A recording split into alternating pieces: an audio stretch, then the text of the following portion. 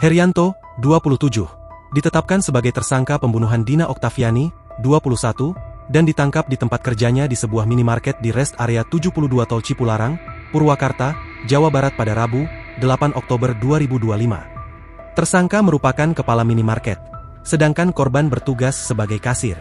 Herianto yang dikenal dekat dengan karyawan mengajak Dina ke rumahnya untuk menceritakan masalah asmara.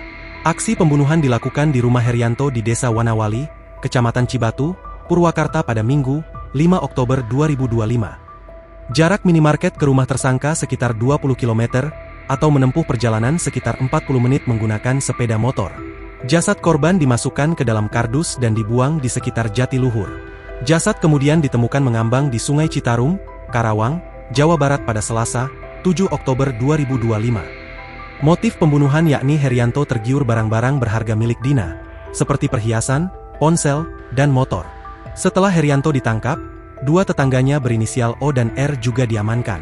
Kepala Desa Wanawali, Wahyudin, menerangkan kedua teman Herianto diperiksa lantaran diminta bantuan membawa jasad dalam kardus. Informasinya sekarang sudah diamankan polisi dan berada di Polres Karawang. Semalam juga saya dapat kabar dari Pak Dusun kalau ada warga kita yang dijemput aparat. Ungkapnya, dikutip dari tribunjabar.id.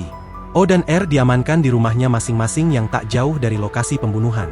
Kalau informasi yang didapat itu, dua warga itu hanya diminta tolong oleh Herianto untuk mengantarnya pergi setelah peristiwa terjadi. Mereka tidak tahu maksud dan tujuannya. Lanjutnya, diduga O dan R mendapat upah dari Herianto karena telah membantunya. Keduanya masih berada di Polres Karawang untuk proses penyelidikan. Terpisah, saat diringkus, Herianto mengaku membohongi temannya untuk menyimpan barang milik korban yang dirampasnya. Saya bohongi si Otau, tapi saya titip dua handphonenya, ada dua-duanya di Otau, saya bilangnya handphone saya, baru kemarin dititip. Ungkap Herianto dilansir dari TikTok informasi_Karawang.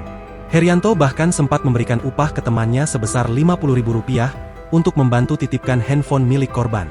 Ada 50 ribuan, ke Robi juga 50.000, ucapnya. Herianto memastikan jika kedua temannya tidak tahu menahu insiden pembunuhan tersebut. Download Tribun X sekarang, menghadirkan lokal menjadi Indonesia.